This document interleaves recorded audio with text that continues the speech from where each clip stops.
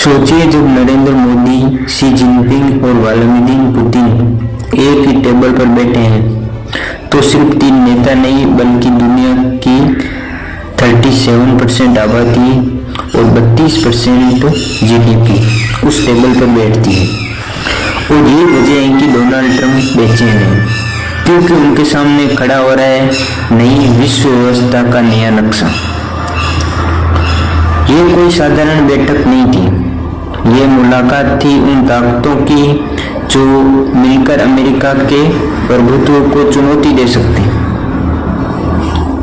भारत तकनीक और जनशक्ति का धनी, रूस ऊर्जा और हथियारों का बादशाह, चीन पूरी दुनिया की फैक्ट्री और निवेश का दिग्गज। और जब ये तीनों हाथ मिलाते हैं तो व्हाइट हाउस की नींद उड़ जाती है। हंसेंगे लोग, कहेंगे कि अब बात करते हैं उस चीज की जिससे ट्रंप सबसे ज्यादा डरते हैं, न्यूक्लियर पावर। अमेरिका के पास जरूर सबसे बड़ा शस्त्रागार है, लेकिन भारत, चीन और रूस मिलकर उसके सामने 1127 परमाणु ज्यादा रखते हैं।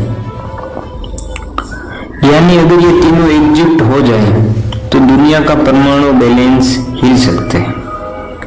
यही बैलेंस ही तो है जो अमेरिका को अब तक सुपर पावर बनाए हुए था। लेकिन असली खेल सिर्फ हथियारों का नहीं है बल्कि पैसे का है। भारत, चीन और रूस दुनिया की 32% जीडीपी है। अगर ये तीनों मिलकर कोई नया ट्रेड ब्लॉक बनाते हैं तो डॉलर की पकड़ ढीली पड़ सकती है। तेल और गैस का सौदा रूबल या युआन में होने लगे तो अमेरिका की अर्थव्यवस्था की जड़ें हिल सकती है। यानी ट्रंप की बेचैनी सिर्फ राजनीति की नहीं बल्कि जेब की भी है। नहीं। ट्रंप की पॉलिटिक्स हमेशा रही है अमेरिकन फर्स्ट, लेकिन जब वो देखते हैं कि भारत अब सिर्फ वॉशिंगटन की तरफ नहीं बल्कि बीजिंग और मॉस्को की ओर भी कदम बढ़ा रहा है तो उनके लिए ये बड़ा झटका है। ट्रंप को डर है कि ये नया गठबंधन अमेरिका के सपनों को अमेरिकन फर्स्ट से अमेरिका अलोन ना बना दे। अब ये सवाल है क्या आगे क्या ये तीनों नेता सचमुच अमेरिका को चुनौती देंगे? क्या एससीओ का नया नाटो बन सकता है?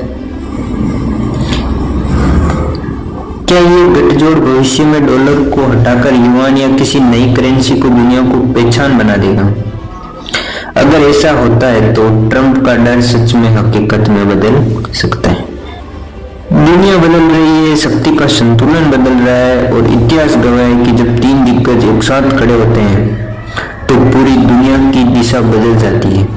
मोदी, जिनपिंग और पुतिन की ये मुलाकात सिर्फ आज की खबर नहीं बल्कि कल की कहानी है और यही वजह है कि ट्रंप बेचैन है